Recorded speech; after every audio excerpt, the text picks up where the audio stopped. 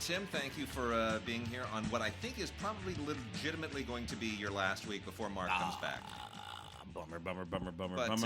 But in any case, we'll really rib Mark next week about all of his romantic travails as we lead into the Oscars. Tim, we are now days away from our Oscar show, our KPCC Oscar show. Big show on the 19th.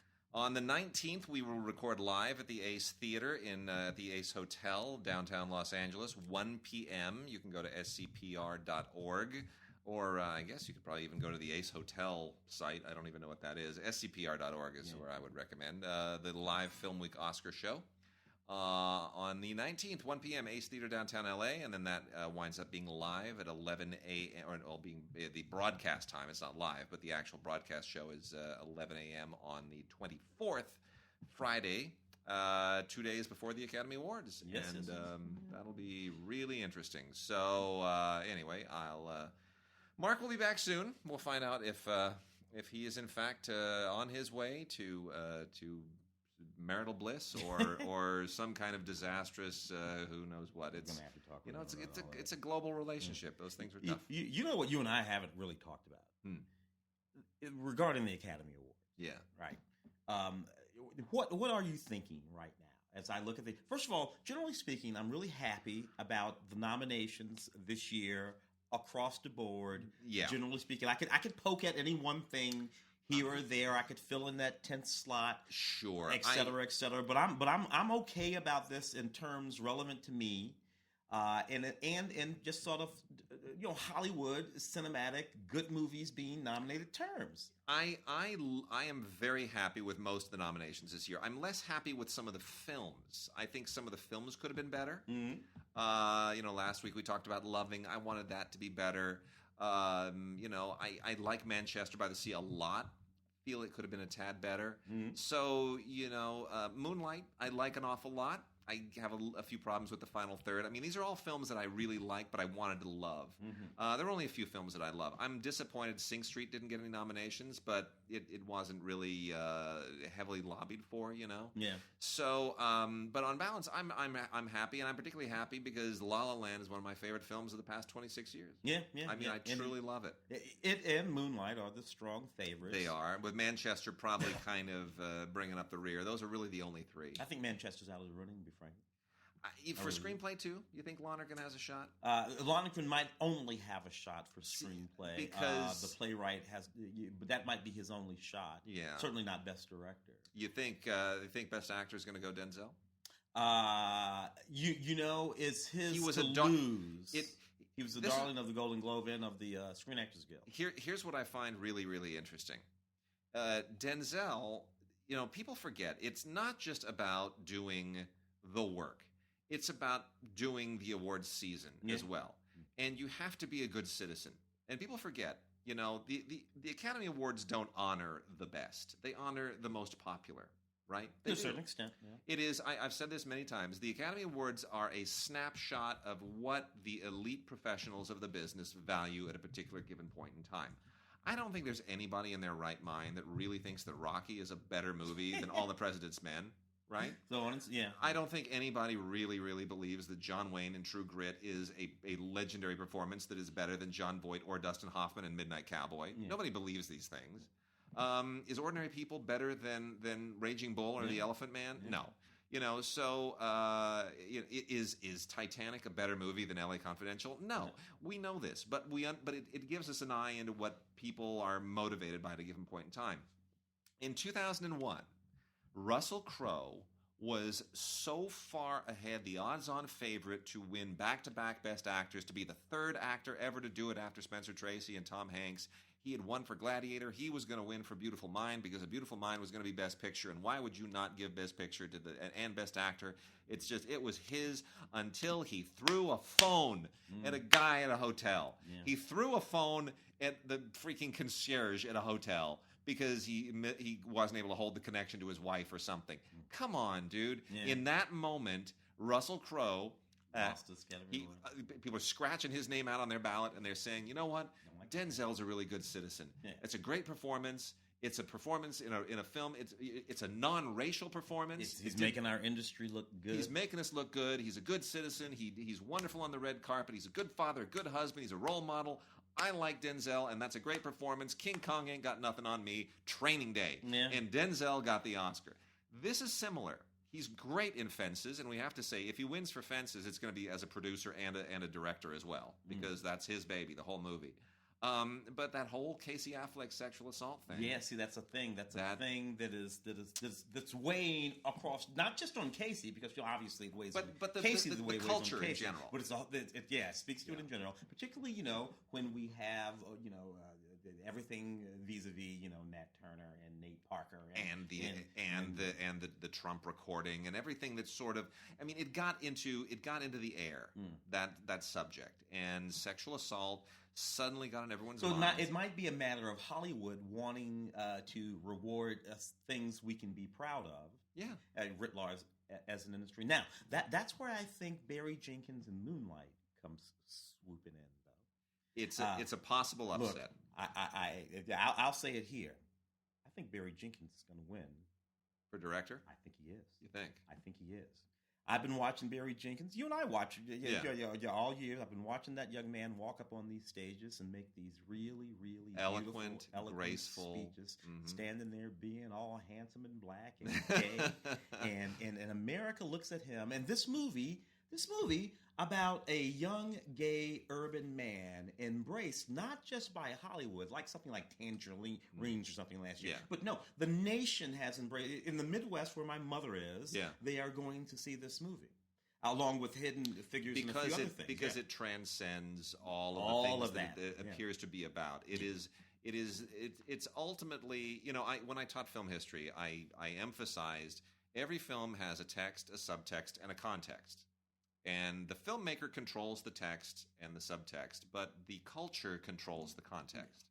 And the obvious example that I always pulled out was Rocky. Okay, Rocky, what's it about? It's about a guy who's trying to he's trying to win if he can just hold his own in the big fight, he will feel like he won. Yeah. What's it really about? What's the subtext? Well, the subtext is a guy who's trying to prove to the woman he loves that he's deserving of her love.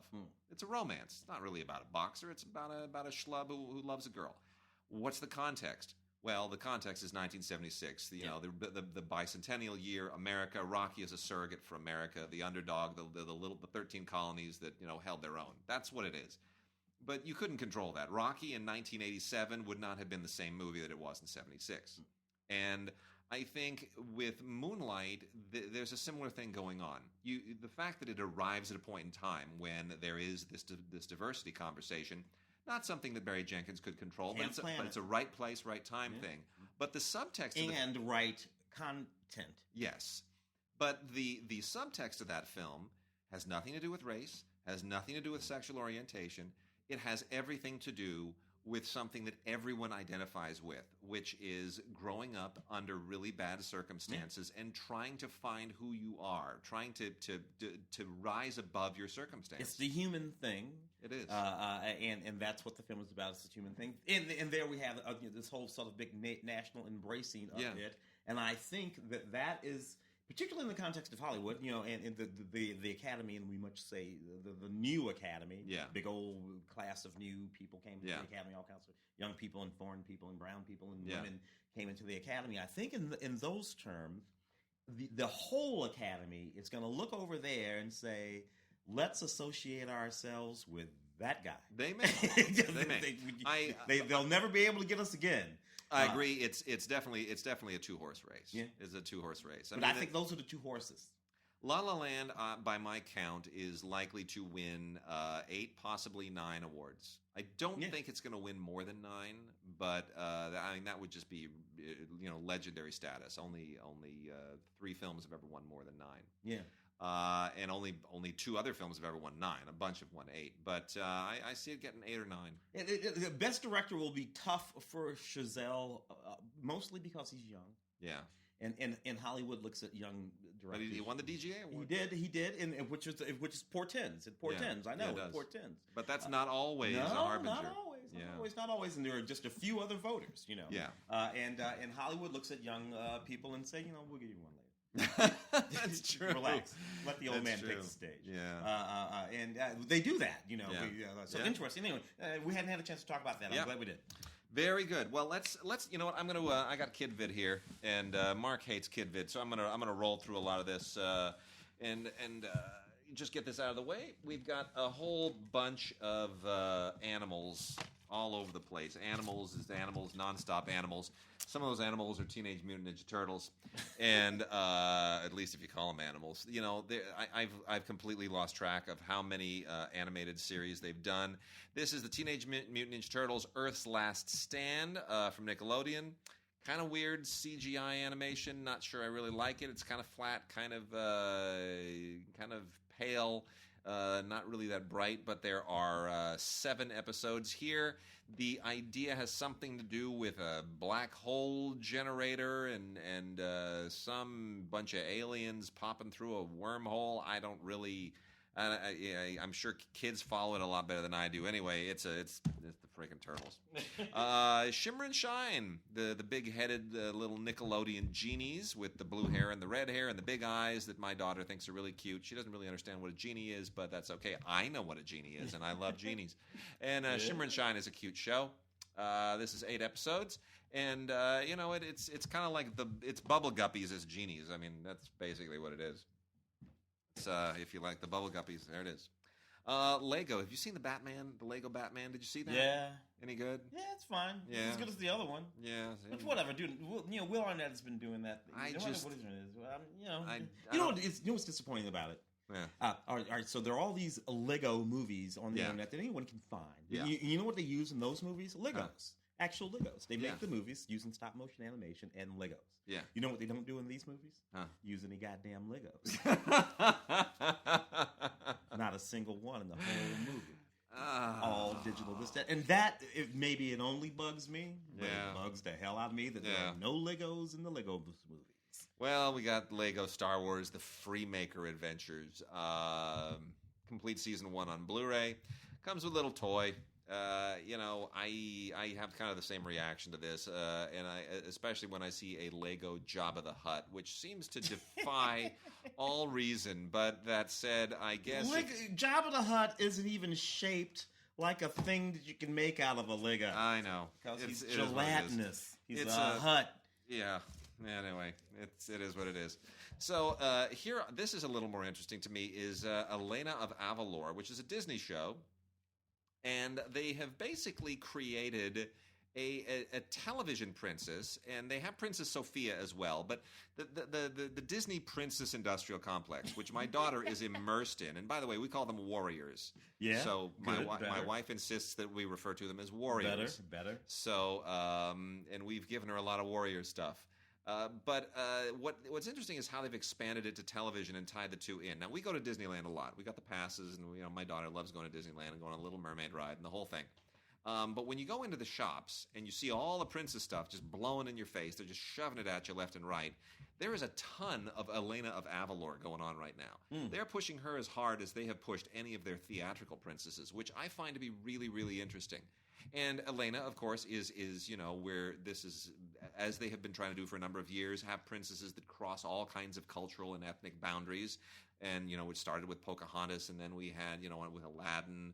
And then, of course, we had Tiana and the Princess and the Frog. And so this is kind of in keeping, and of course, most recently, Moana. So this is in keeping with that, trying to, have a princess for every kind of little girl around the world, so that they see themselves reflected, in the princesses, and I think that's a wonderful thing. But I'm amazed that they've done it on television to this extent now. So Elena of Avalor, the Ready to Rule, and it's not a bad show. It really isn't. It's done very, very well. It is first rate, and they have the same level of animation as Sophia the First, which is also really, really good. We also have The Wildlife on Blu-ray and DVD. This is not the Chris Penn movie from the 1980s. This is an animated, a mediocre animated kind of a tropical island comedy that is allegedly based on Robinson Crusoe, although if you have read Robinson Crusoe, you will not recognize anything from that great work of literature in this very, very silly movie. But nonetheless, there it is. This is from the people at Summit, who are likely to pick up a Best Picture for La La Land, and that will erase any memory of this very, very strange movie called The Wildlife. Disney also has the Lion Guard, Life in the Pride Lands. This is Lion King, backstory basically, which is on Disney Junior, and it's fine. It's a little bit cloying, but you can get over it if you watch enough of it with a young enough child that doesn't mind. It's okay. Life in the Pride Lands, and this is it comes with all kinds of little kiddie bonus features like 2 music videos and these strange shorts that I don't really understand. I am elated that the Teletubbies are back, and I just could not be happier. I am a Teletubbies nut from a very, very early age, and we have a Teletubbies Snowball here, which is just 6 episodes of the Teletubbies, the new Teletubbies, which is pretty much the same as the old Teletubbies. We got Poe and Tinky Winky, and I'm sorry, it's just the best thing in the world because it's completely psychotic and weird. And whoever sits in those costumes, I really want to meet them. I like them very, very much. I think it's a wonderful thing. Can't get enough Teletubbies these days. And I thought I had another Teletubbies here, but I may have, don't have it. Oh, yeah. Yep. You know what? I thought I had another Teletubbies, but I actually had another Elena. So I also want to make mention of this, Elena and the Secret of Avalor, The Magic Within. That is also out there. So a lot of Elena. And then Shopkins are not good role models for children. I don't recommend this by any means. This is deeply disturbing. These are almost like what was that? John Benet Ramsey. Oh yeah. These are like animated John Benet Ramseys. I do not. The Shopkins is not something you should let little girl watch. Barbie is borderline. The Barbie and her sisters in a puppy chase is rather shameless toy promotion. It's not terribly great animation, but the Barbie things are very popular. So I'm going to say if you have already taught your daughters well and they are at an age where they know to kind of sneer at this and be cynical, it's maybe not that harmful. My Little Pony. What can I say? There are bronies out there. There are men who think that this stuff is great. This is the spin-off, the Equestria Girls, Legend of Everfree. This is a Blu-ray, DVD, and digital download set, and it's from Shout Kids. And you know what? It's the Equestria Girls. They're teenage girls and they ride ponies, and it is what it is. This is really interesting. This thing here. It's called Stickman. This is it literally is that. It is literally that. It is a stick man. It's like a weird living little piece of wood who's a little man.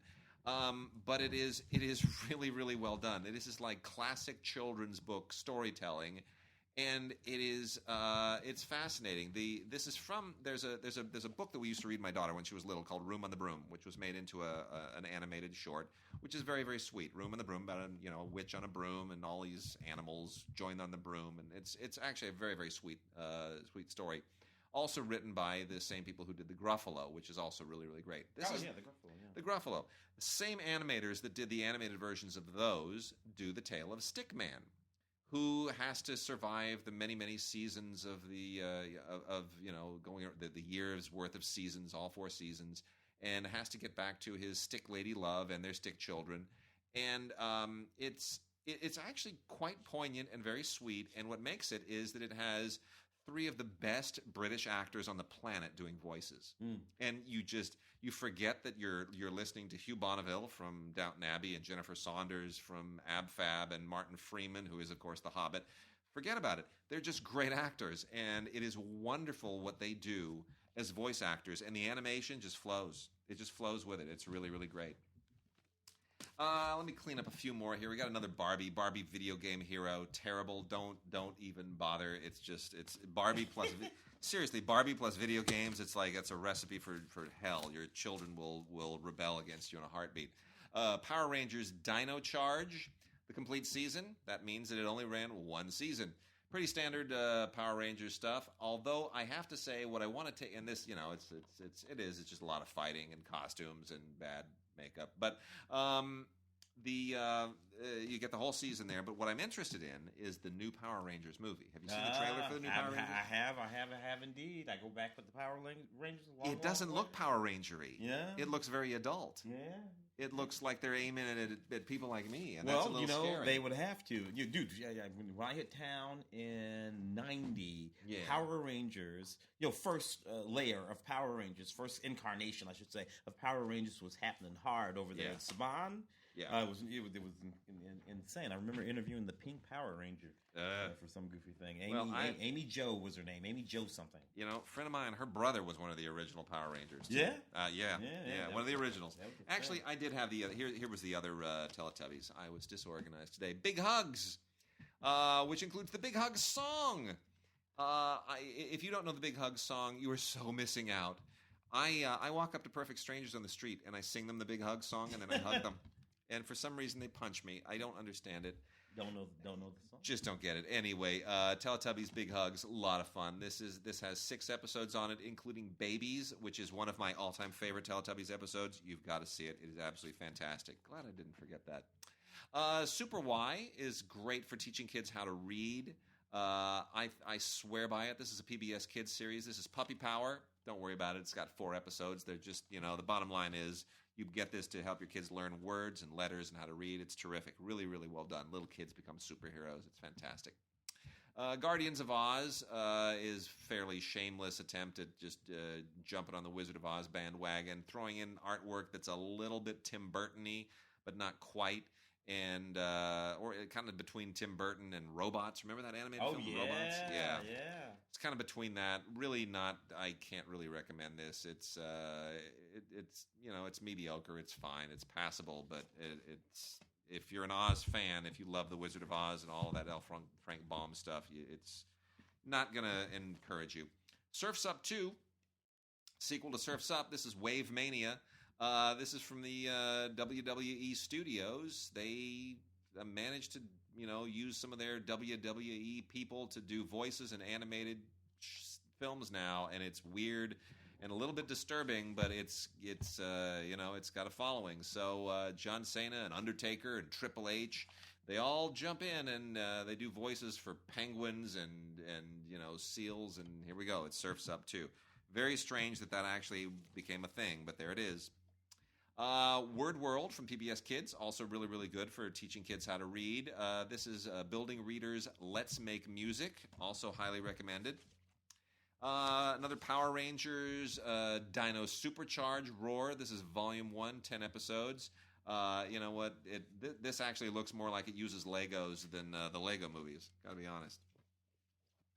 And then the last few are all things that I'm not overly thrilled with. Singing with the Stars 2.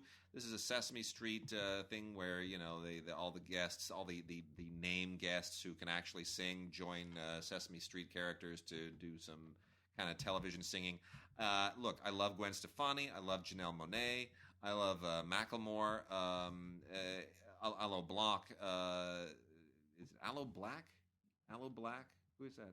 I don't know who that is. That's the one I don't know. But anyway, Macklemore, Janelle Monáe, and Gwen Stefani, they are terrific. If you like them, then you can tolerate that they're singing along with Elmo. Playtime with Caillou. It's another Caillou. He's bald. I don't like him. It's Canadian. I have problems. PJ Masks. Let's Go PJ Masks. Another one of these kids that become superhero things that doesn't really have a point to it. You're not learning to read. They're not really teaching you life lessons. It's just quickie CGI animation for the sake of quickie CGI animation. Don't really cop to that. Miraculous, Tales of Ladybug and Cat Noir, Be Miraculous. I'm a little bit more down with this. I'm kind of enjoying it. My daughter doesn't. I enjoy it more because it's kind of like an animated version of Electra Woman and Dyna Girl, which is one of the guilty pleasures of my childhood. So I can hang with this. And then lastly, Star Paws, Cats and Dogs on a Galactic Adventure. I am so sick of all that cats and dogs stuff. This is essentially a lowbrow version of the remember the Cats and Dogs, they tried to launch that franchise where cats and dogs are warring. They have their secret little tech war between each other. Yeah. That nonsense. That's more of this. That's kind of what this is doing. It on a very low budget with mediocre special effects. It's passable only if you like cats and dogs enough to tolerate their cuteness in a bad movie.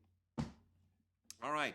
Tim, we got Brit TV. We got a lot of Brit TV. We got a crap load of Brit TV here, sir. Some of it pretty good, actually, including The Secret Agent, British television series drama that I rather enjoy, BBC series adaptation of Joseph Conrad's timeless novel. This was actually just pretty damn good. 3 episodes, 178 minutes.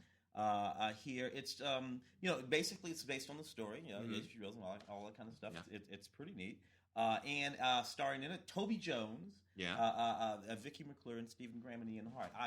This is good. There are a number of there's a resurgence of the sort of time travel here. We have Timeless on television right now. There's going to be a reincarnation of this story on an ABC series in March that's going to be coming. Oh, wow. Too. Yeah. So that's sort of like back again for whatever reason. I have Victoria. I'm particularly nuts about Victoria. I like this show. It's a very, very good show. Very dramatic. Done well. Looks fantastic. Stars Jenna Coleman, who's a Doctor Who girl, which is why I'm particularly nuts about her. Tells the story based on Daisy Goodwin's novel of the young Queen Victoria. Yeah. Right when she was coming into power. I think I heard that today or tomorrow is Queen Elizabeth, the current queen's, 65th anniversary on the throne, and she is now officially the longest reigning queen on Queen of England after this chick. Wow. Who was only like 60 years or something like that. But wow. So that's sort of fantastic. That's extraordinary. We also have Brief Encounters. You know what? This is actually a really, really fun show, and that's that one set in the 80s. This one's set in the 80s, set in the early 80s, and it's about it kind of gets into that Calendar Girls, Full Monty thing. People who just they need to change in life. They need to do something different. They need to switch it up. Things aren't quite going great, and this is about 4 of these friends. They get together and they decide they're going to basically sell marital aids and lingerie, and this is their new market, and this is the place they're gonna put their life. And it actually is really cool. It's got great music, great 80s music, a terrific cast, especially Penelope Wilton, who's been on Downton Abbey for 6 years, and this is a totally different role for her. She gets to kind of really loosen up and do something very, very different, which is great for her. And it's the fact that it's set in the 80s, it just gets into that place. The 80s was that moment when people expected it, but it was still a little bit shocking. You know, it was not pervy. It was not sort of red light district. It was mainstream, but it was still. We were just starting to get, those guys dancing around, those sort of pretty dancing boys. right. Like there was like Chippendales. The Chippendales. Era, that was all just coming in. So it's a fun show. Brief Encounters, definitely worth checking out. 2 discs. 1902, a dramatic Canadian series. I watched a couple of these. This is one of those sort of like mismatched cop series. You got this black cop and this white cop, and they're working this very difficult district out of Station 19. And over the course of, this is 10 episodes right here, over the course of 1 or 2 episodes, they come to see. Yeah. They got a whole lot more in common than they thought that they did. It's pretty good. Series, dramatic series. Though you will know a number of actors in the series. A lot of performance in the series show up in shows like Grimm and Sleepy Hollow, all of which of these shows, American shows that are shot up in Canada. So pretty good. Not a whole lot on here. 10 episodes. DVD. Yep. 800 words. 800 words, season 1. Not a bad show. It's not star-driven. There's nobody here that's necessarily going to really, light you up if you're looking for stuff that's sort of star-driven. But that said, this is an Australian show. So whereas, when we talk about Brit TV, we include Australian stuff and a lot of Canadian stuff as well. This is about basically a guy who takes his teenage kids, and decides to move from Sydney to New Zealand, to a small town in New Zealand. Now, if you live down under, and that you understand the cultural dynamics of going from Australia to New Zealand, you realize that is, in fact, to us in the United States, that's oh my gosh, isn't it the same thing? Yeah. Isn't it the same country? Yeah. I know people are like, New Zealand is a country? I thought it was part of Australia. No. Don't say that to Russell Crowe, because Russell Crowe is from New Zealand, but he lives in Australia. Different indigenous peoples. Completely. So totally different dynamics, different political systems, the whole thing. But if you compare this to American shows where people just kind of up and move and go from one place to another, and whether it's from the city to the small town or small town to the city, whatever, there's a lot of those. This actually is quite poignant, and it does a very good job of selling you on the dynamics very, very quickly. And it's well acted. It's sweet. It's really, really good. It just doesn't have any, recognizable stars in it. But the actors are all really solid. It's really, really well done. 800 words, season 1 from Acorn. This is really, really good. Britain's Bloody Crown, which is about the Wars of the Roses, which is look, to me, as being something of an Anglophile, I love this period of I do too. Well, you and I both love the low budget Field in England. Field in England. That was War of the Roses as well. Exactly. Yeah. Which is basically about the period in England when there was a straight up battle on for the crown. Yeah. The House of York, the House of Lancaster. Yeah. And the crown goes back and forth several times, depending on who was winning at the time, and who the hell knew how it was going to come out. The battle for the throne, an actual battle for the throne. The kind of stuff that plays out in all of these sort of fantastical things like The Hobbit and all that kind of stuff that actually happened in the UK. Anyway, what I like most about this Britain's Bloody Crown is that it's part drama, part documentary. He sort of blends the two together. Not something that I'm usually very crazy about, to be honest with you. I usually keep my docs over here. But this actually does it quite well, and the production values are pretty damn fantastic. I'm trying to think of an equivalent period in American history. Maybe because a lot of people don't understand that War of 1812. Civil War would be the only. Civil War would be the only thing. But that's a war of secession, and that's not really who's gonna. That's not the War of the Roses is really a totally unique thing. I mean, I guess the only analogy I can think of would be the Russian Civil War that came after the Revolution, the Reds and the Whites. We've thrown out the Tsar. Now we're going to fight among each other to figure out who gets to run this thing. What the situation? Interesting stuff, man. Jericho of Scotland Yard, absolutely terrific. Great British mystery. The Brits do mystery better than anybody else. This is period mystery, starring the amazing Robert Lindsay, who is just an absolutely superb actor. If you've ever seen him in anything, he's great in everything, absolutely everything. Especially when he was in Horatio Hornblower, that was particularly good. And this all takes place in the 1950s. Scotland Yard, the 1950s, is just good, rock-solid detective work. You don't have to be burdened with any of that sort of modern forensic stuff where you can solve your mysteries without ever actually leaving a laboratory. No, this is a guy who's really, really got to get down and dirty with his trench coat and his fedora. And it just feels a little bit like Brit Noir on television. It's really good, solid mystery writing, incredibly well acted, great supporting cast. Especially Claire Bloom and Jane Horrocks, who I just adore. Shows that great side that you never see, that dramatic side when she's not playing Bubbles. She's wonderful in this. So, definitely check this out. If you are a mystery or a Brit detective show fan, Jericho of Scotland Yard is absolutely fantastic. Wentworth, season 1. They say that this show, British drama set in a prison, they say that this show is better than Orange is the New Black. Yeah. It'll have to be damn good to be better than Orange. Yeah, because Orange is the New Black. But that's what they say, and we shall see. Anyway, this is season 1 of the series. A lot of bonus behind the scenes material here, including a featurette and some interviews with the cast and crew. It is a good show, that's for sure. Better than Orange is the New Black. In time, we shall see. In time, we shall see about that one. I got a couple of Blu-rays here as well. One from Acorn, one from PBS. The PBS one is pretty great. Aidan Turner in Poldark, complete second season. Masterpiece just keeps on just totally rocking it. They really, really do. This is Poldark has slowly become kind of a bit of another one of those masterpiece cult series. Takes place in 1790. And the American Revolution is depicted in through the eyes of people who have to.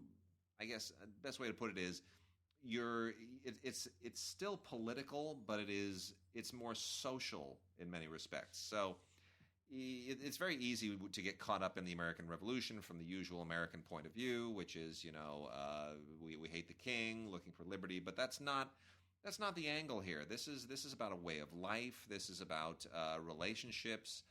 And Aidan Turner, who was briefly in The Hobbit, not a huge role in The Hobbit, but he is absolutely terrific in this. And this is the complete second season. Picks up right at the end of the first season when he was arrested, and it goes in some really, really fascinating directions.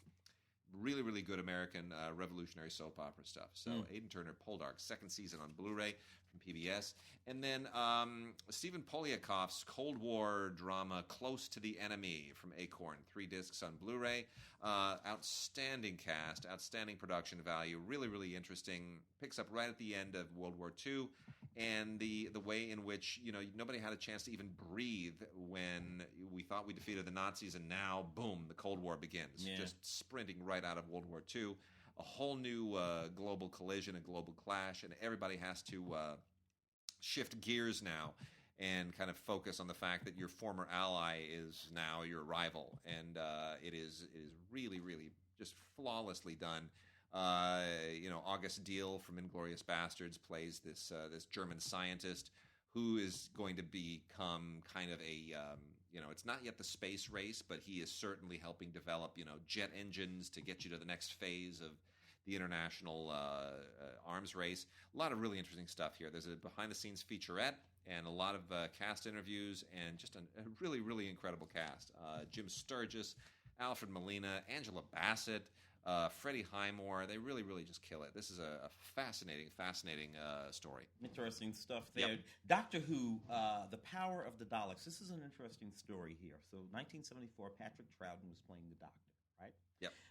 This was a 6-part series that they did. They lost the video of the series back in 1974. Ooh. Always had the audio, right?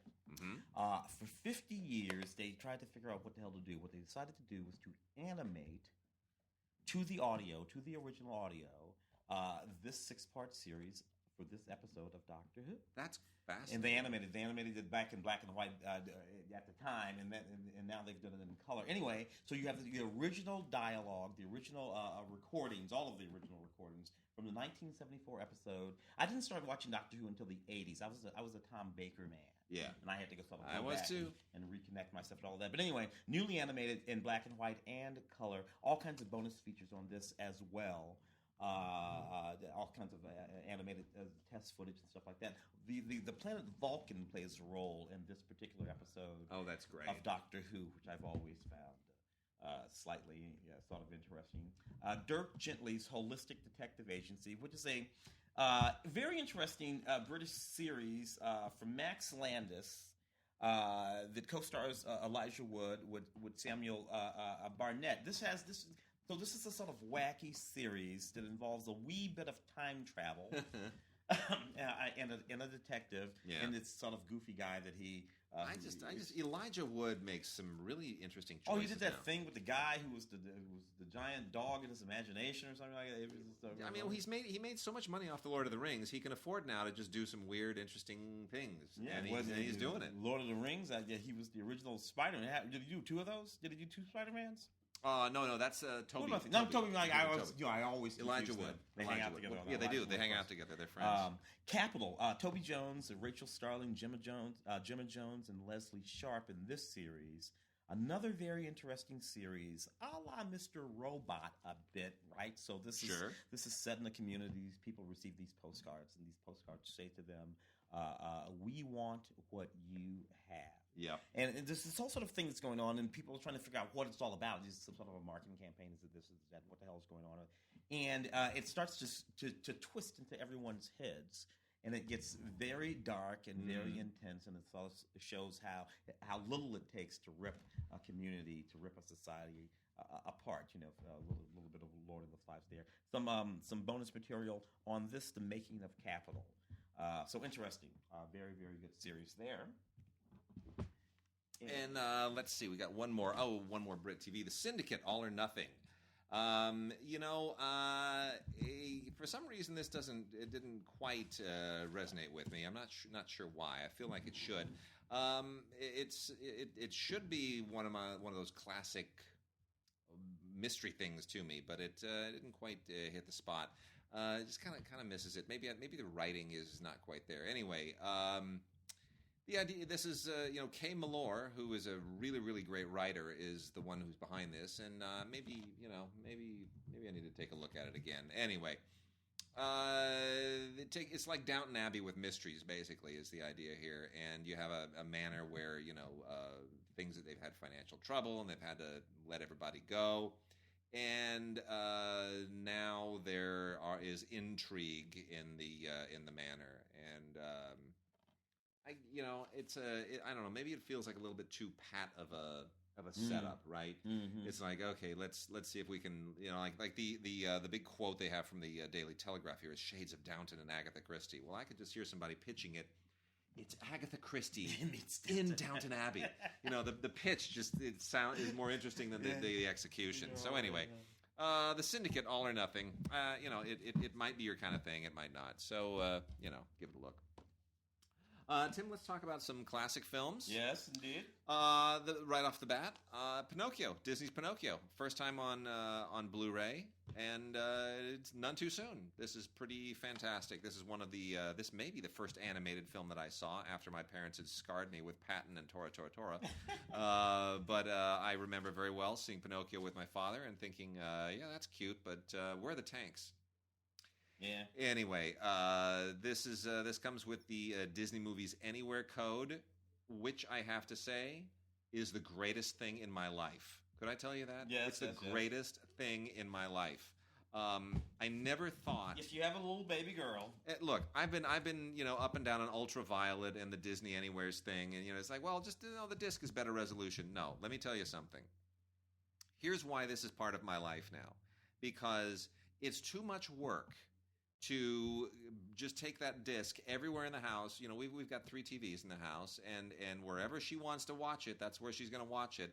And to put one disc in, and then they put Snow White in, and then pull Snow White out, and then put Little Mermaid in, and then pull that out. No, now I turn on the Oppo. The Oppo has the Disney Anywhere's app on it. It's all part of my library there, and I bring it up, and I play it right off the internet for her, and I don't have to deal with discs or anything. It's amazing. It goes to the next one. It goes to the next one. And better yet, we went skiing recently. I've never been skiing in my life. Okay, this is my first time on skis. Wasn't pretty. By the way, see that scab there? That scab on my thumb? Yeah, there was a lot of blood on the snow because of that, and I still have a bone contusion on my leg. Wasn't pretty. But we went to the snow. Went to Mammoth. And we're hoping to get my daughter on skis. No, she just wants to watch movies. She doesn't want to get in the snow. She wants to watch movies. Oh, well, you know what? My wife downloaded all the Disney Anywhere movies onto the iPad. Boom. There it is. We have them with us. Didn't even need to bring the discs. Yeah. iPad. Set the iPad up. Here, watch. We're going to go throw snowballs. Yeah. Amazing. So Smart that too. said, Yeah. Pinocchio, God bless them. Some of the stuff's in the vault, like Cinderella's in the vault. You can't do a Disney Anywhere thing with Cinderella, but you absolutely can with Pinocchio. I mean, what am I going to tell you about Pinocchio? It's great. Lots of extras, lots of Blu-ray fun stuff. Looking at, looking back on the song, the making of the film, the animation. I mean, it's absolutely fantastic. This is a great movie. A great classic, and it's no wonder that Disney decided to use "When You Wish Upon a Star" as its theme song forever, because it's just great. And there's a brand new version of the Oswald short "Poor Papa" on here. So you got to own this. If you have kids, if you have family, if you love movies, Pinocchio on Blu-ray, DVD, and with digital HD. It's great, from the signature Walt Disney collection. We'll go from Pinocchio to Poltergeist. Yeah. Poltergeist 2 and 3 are the two films that we have here on DVD. Poltergeist, first one, 1982. Tobe Hooper's film. People forget that the primary screenplay for that film was written by Steven Spielberg.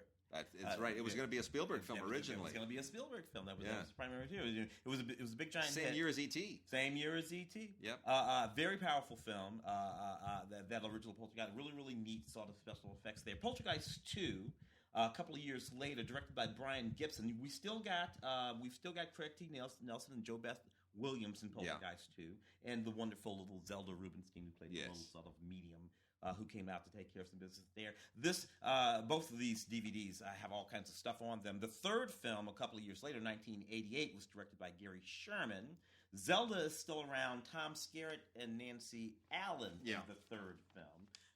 So they're still going for, good acting and, a sort of dramatic arc, even in the third film, although some of the juice had been lost by then, and they were depending a little bit too much by the third film on special effects, on sort of CGI special effects, as opposed to those very practical effects that had been certainly the first film. Both of these have all kinds of stuff on brand new 2K scans, audio commentaries with the directors on the respective films, as well as some of these special effects people and screenwriters and the actors and such and such on both of these. Anyway, I always thoroughly enjoyed these films. They did a remake of the original Poltergeist, came out, I don't know, maybe a year or two ago. I have no idea why the hell they bothered to do that. That was ridiculous. All right, and from that we're going to move to The Passion of the Christ.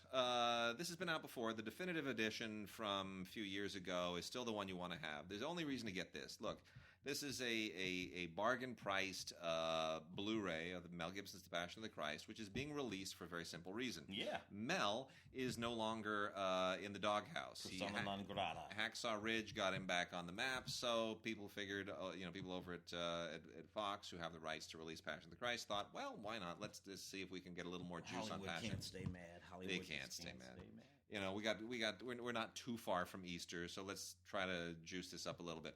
But here's what they've done. So the only reason to get this is if you are a lazy slob and you're annoyed by the fact that the crucifixion of Christ is bloody and in Aramaic, and you don't want to watch a realistic depiction. Let's say you want to watch the one that's been edited, so it's not quite so violent, and maybe it's dubbed in English or in Spanish. Then you get this. Whatever. This has both the original cut, the theatrical cut, and the sanitized cut, which I think is just horrible.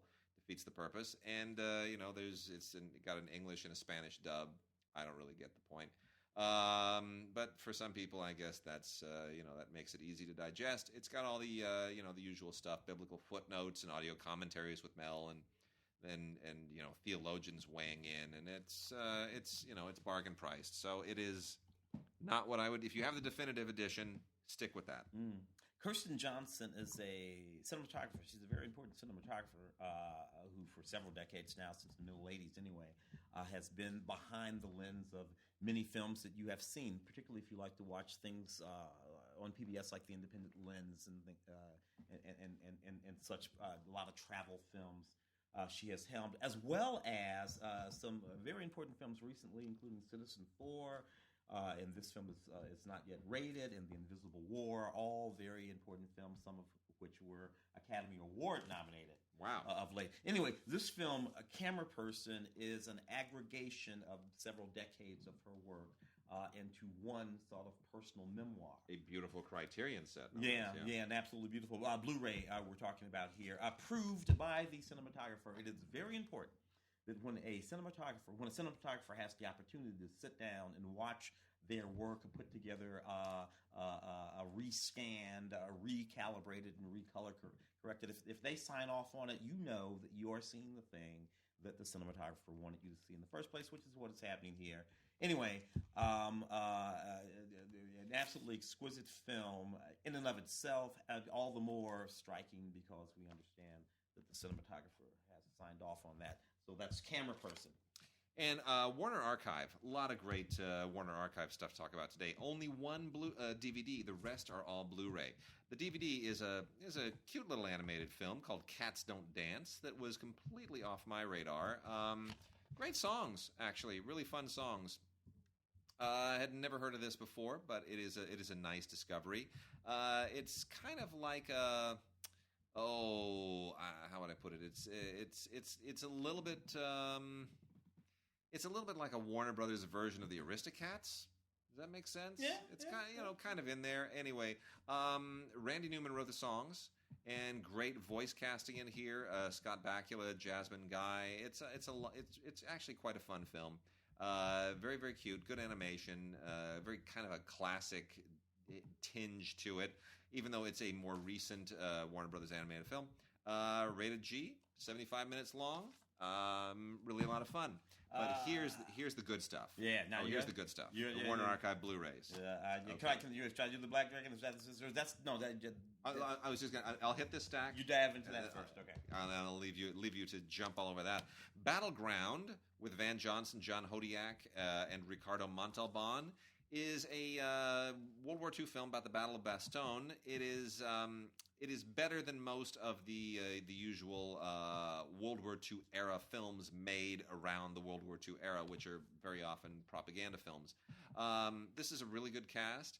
It has perhaps the funniest tagline of any war film from that era that I have ever seen. It is absolutely hilarious. This is the tagline: "The guts, gags, and glory of a lot of wonderful guys." That's hysterical. The guts, gags, and glory of a lot of wonderful guys. Yeah. That's like Citizen Kane. It's terrific. Yeah, it started out good. It's terrific. That was the tagline. We also have It's Always Fair Weather, which is just an absolutely beautiful musical, absolute classic. Gene Kelly, Sid Charisse, Michael Kidd. It's just it just doesn't get any better than that. It really is wonderful. One of the all-time great CinemaScope Arthur Freed produced musicals for MGM, now in the Warner Library, and God bless him, it's really, really great. Gene Kelly is rarely been better. Singing in the Rain and a few others, but it's just absolutely beautiful.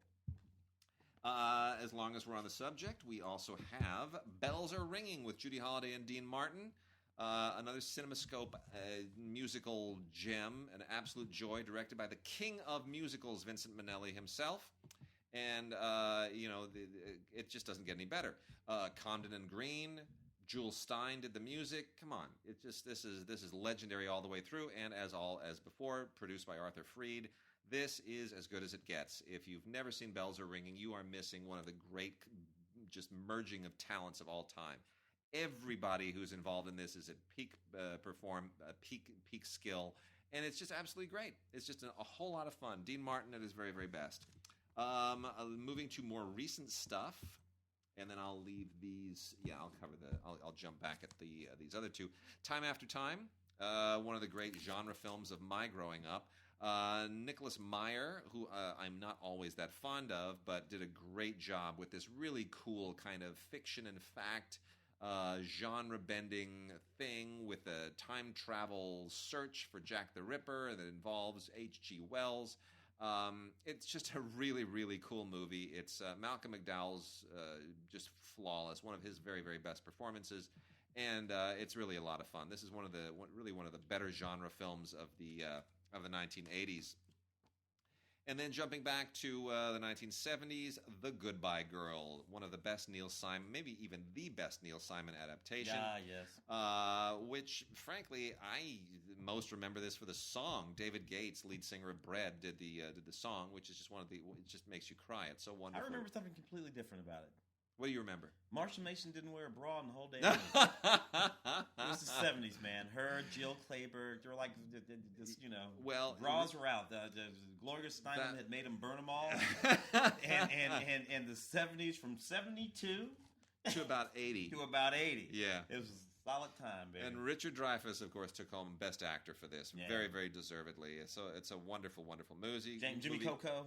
Yeah. James Coco. Produced by Ray Stark, who, of course, had done, Funny Girl and a lot of other great films. Okay. It's really great. And then the last two Blu-rays from the Warner Archive Collection, Spencer Tracy and Robert Ryan in the sensational Bad Day at Black Rock. I know a bunch of our listeners have already gone out and purchased this. You got to get this. It is just an absolutely riveting movie. Yes, it's a noir. But it's more than that. Spencer Tracy is this World War II vet who comes to the town of Black Rock and runs into all kinds of badness as you would expect in a John Sturges directed movie. It is it's just great.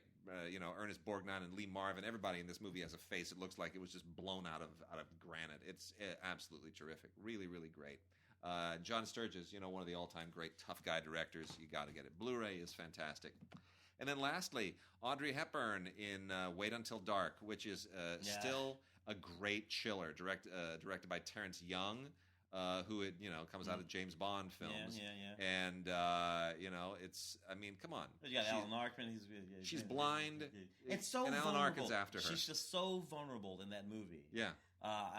And that's the reason why it works. If you look at that movie today, that movie takes place on the starkest set, 95% of it. Absolutely. It's just the starkest set. It's like the set of any sitcom. And Alan Arkin is terrifying. Absolutely fantastic. Who casts Alan Arkin as a stalker? I mean, this is a blind. I mean, yes, it's a woman in jeopardy movie, and a lot of these. And I exchanged some emails with some of our listeners about this too. That why were so many women in jeopardy movies? Why did they all come out at this time? Was it a response to feminism? And I think to some degree it was. I think there's a fear. There's certainly a cultural fear that our women could be able to handle being more liberated and so forth and so on.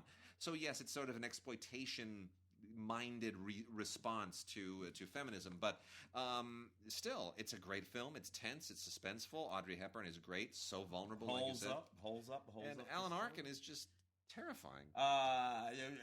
Ron Van Cliff, right? Yeah.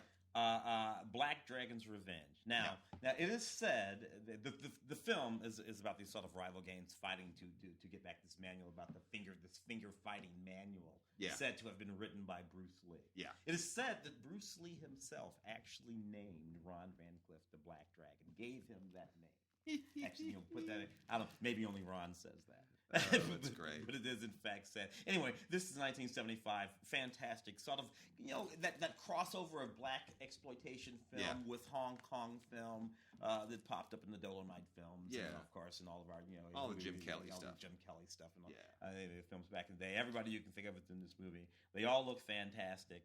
And you should check it out. Unfortunately, not a whole lot on here other than the movie itself. 90 minutes.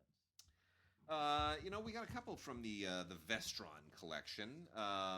If you remember Vestron was like the original home video schlocky company. Yeah. And Lionsgate has the Vestron library now, and they are releasing things as part of the Vestron Video Collector Series, because these are all films now that, I hate to say it, these are now classics, believe it or not. Yeah.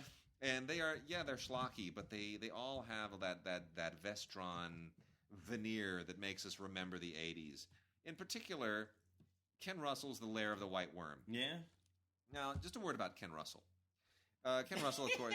You're going to tell this. I'm going to tell all the stories. Ken Russell, of course, the eccentric British director who had previously done, Listomania and a lot of interesting films in the 60s and into the 70s, who then went straight up crazy after he made Altered States. Now, Altered States is a really good film. Yeah. After Altered States, he lost his mind, and he went and made Gothic, which is still one of the worst films I've ever seen in my life. I still quote that film every day in some really derogatory way. Timothy Spall is good in it, but everybody else is ridiculous. Gabriel Byrne, and it's insane. It's an insane movie. It's all about just drug tripping. Yeah. And after Gothic, he just went completely out of his mind. Lair of the White Worm is based on a Bram Stoker work, but I can't, I've never read the Bram Stoker Lair of the White Worm. All I know is that this has to be the most drug-fueled interpretation of an otherwise great novel that I've ever seen in my life. Hugh Grant and Amanda Donahoe and Catherine Oxenberg. I hope they didn't destroy their careers. It didn't destroy their everybody careers. Went to work. Everybody went on to work. Yeah. Ken Russell does a commentary on here you have to hear to actually appreciate. We almost interviewed Ken Russell for Stupid for Movies. We were supposed to. Corey, our wonderful Corey, who does our intros, Corey got there with the crew first, and Ken Russell wouldn't let them up. Wouldn't let them up into the hotel room. I got there later, and I was like, what? He's like, he keeps hanging up on us. What? It's like, yeah, Ken Russell just kept hanging up on him. And then like the following day, or it may have been the day before, Ken Russell was doing a Q&A for some of his films at the Academy, and it turned into a total fiasco. He was making fun of the guy who was interviewing him and wouldn't answer any questions. And you just thought, my gosh, you really are out of your mind. You're not just pretending to be crazy, like Kubrick. You're straight up bonkers. Yeah. So we never got our Ken Russell interview. Anyway, Lair of the White Worm, completely unhinged, crazy, but still a good cast. It didn't hurt their careers, and it's a nice flashback.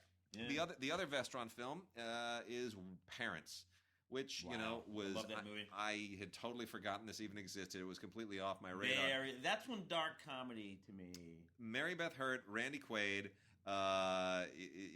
it as the parents that. Well, let's just say, how do we even frame the plot? Your parents may not be the people you think they are, and what they're serving you to eat may not be what they're serving you to eat. Yeah. It is straight up creepy. It really is, but in a kind of black comedy way. Yeah, anyway, funny. Directed by Bob Balaban, by the way, of all people, who was wonderful, of course, on Seinfeld, but and Bob Balaban, who also was in Altered States, but he directed this, and he is not a bad director, and I wish he'd direct again. All right, you got some Mill Creek stuff there. Yeah, well, a couple of things here. Band of the Hand, 1986. This was a neat movie that I remember from back in the day. I went to see this in the theaters. Stephen Lang, Leon, who would go on to be in the Madonna video way back then, playing Jesus and Five Heartbeats and whatnot. This was produced by Michael Mann, but directed by Paul Michael Glazier, of course. Starsky of Starsky and Hutch fame. You can't look at this from 1986 and not see Miami Vice all over it. Right. About these guys, these sort of felons wandering around doing whatever they're doing. So it's sort of a neat movie, again, from the 80s, doing that sort of 80s thing. Going a little bit further back to the original Gone in 60 Seconds, 1974, of course, Nick Cage and Angelina Jolie sort of remade a pale comparison to it in about, 2000, 2001 or something like that. The original classic, though, it's just a fantastic movie that I just absolutely love. 1974. This DVD is a restored master. Has all kinds of special features on, including the original trailer. A lot of never before seen footage, behind the scenes interviews with Lee LaRocca and Parnelli Jones. Just all kinds of really, really cool stuff. So anyway, for fans of the genre films from back in the day, the original classic, Gone in 60 Seconds. I have completely forgotten that Mariah Carey had a film career there. Both her and Britney Spears, around the same time, both made their big movies. And you know what? They are. In hindsight, we made fun of them, but they're fine. Yeah, I forgot Terrence Howard was in Glitter. Yeah. Glitter's the movie we're talking about, 2000. Vonnie Curtis Hall directed this movie. Yeah. Another good director who needs to direct another again. good director who needs to direct again. Made the best Tupac film, Gridlocked. That's right. Was directed by Vonnie Curtis Hall. Went on to Cassie Lemons, his wife, directs as well. And whenever I see Vonnie Curtis Hall, all I can think of, and this says a lot, really. I think of him. It is one of his smallest roles, but it is so memorable to me. As the economically not viable man. Falling down. In Falling Down. Falling down. Standing on the street with that. Yeah. Economically not viable man. That was this character. And just there's that haunting look in his face. Abby Rose Smith film, I think. Yeah. Who wrote that film? Yeah, Michael Douglas film. Directed by Joel Schumacher. Yeah. All right, we're gonna wrap out. I got a few from the Kino Classics collection here.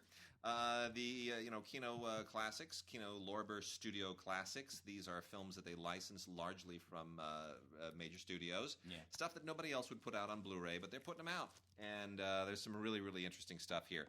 The old era of biblical epics gave us a lot of really interesting films. Most of them from Cecil B. DeMille, but not all of them. Henry King in 1951 directed David and Bathsheba. Oh, Peck and Hayward. Yes. Yeah. Gregory Peck and Susan Hayward. Yeah.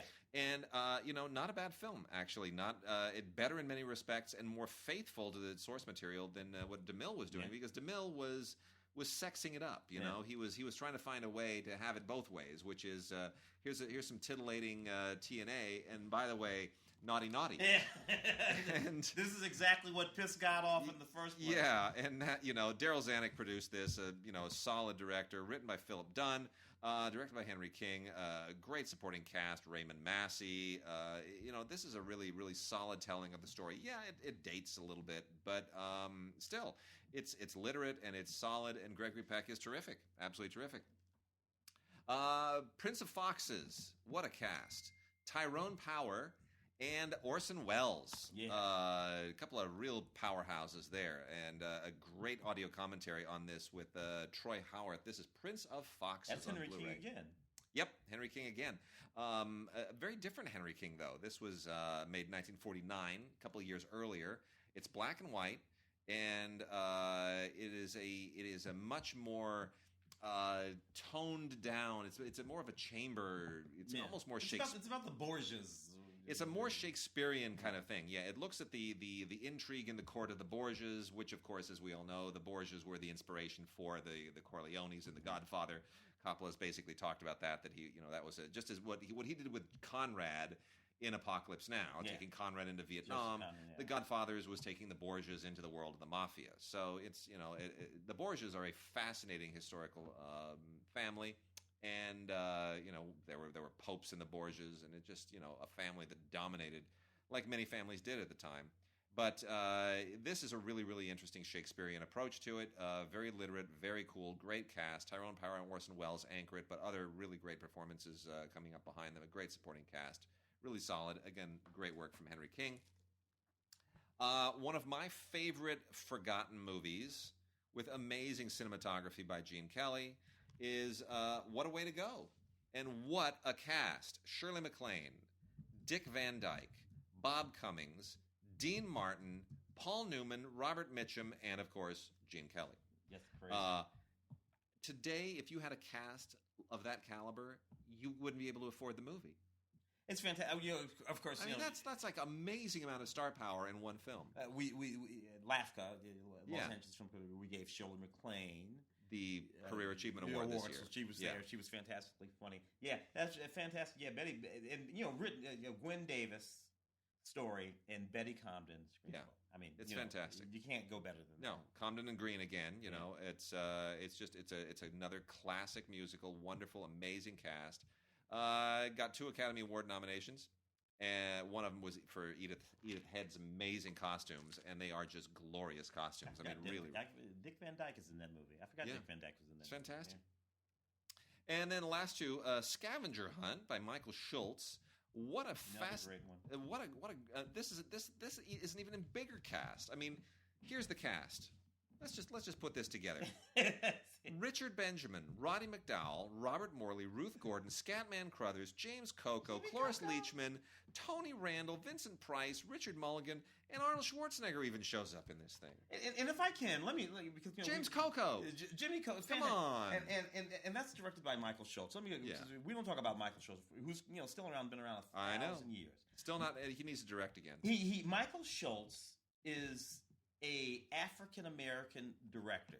All right, a lot of people who just don't happen to know him or pay attention or Car Wash. They hear that goes back on your Cooley High. It's going. It's Michael Schultz. He has been this stalwart figure for 40, maybe even 50. This is 19. Maybe even 50 years now. This was the film when he transitioned out. Well, we could say Car Wash was, but in many respects, this is the film when he transitioned away from blaxploitation films into something more mainstream. It's just he's been there for years. I mean, Denzel Washington's first major film, Carbon Cotton. That's right. Directed by Michael. And Michael works now. If you've watched Once Upon a Time or Graham Michael directs all the kind of stuff. So it's just and just the fact that he and Ivan Dixon were the two guys that I hung my hat on. Yeah. Again, 35, 40. I gotta admit it now. It's 40 years ago. Wow. More than 40 years ago. Those were the two guys that I hung my hat on. So I thought about being and black filmmakers. Because before them, the black filmmakers that we were thinking about were the guys out of the race films, the Oscar films, sure. Right. Guys. And then of course you had Mario's dad. Yeah. Melvin. Yeah. But sort of workaday directors. Well, Scavenger Hunt is basically it's a mad world. Yeah. Is what it is, but it's a different take on it, and it's terribly funny and really smart, and it's great, and it's funny seeing Schwarzenegger in this thing in particular because it's very, very early in his career. Yeah, fantastic. And then lastly, James Coburn in the Internecine Project. Yeah. Coburn did a lot of kind of quasi spy stuff, being a tough guy, and this is one of them. It's not terribly great. It's early 70s. It dates a little bit, but it's still a fun film. And Jonathan Lynn wrote it before he went on to do things like Heart Like a Wheel and other things like that. So it has a place in film history and it's worth checking out. So if you're a James Coburn fan, definitely check it out. One of his many secret agent, low-level James Bond knockoffs, the Internecine Project. We'll see you next week. Ding, ding.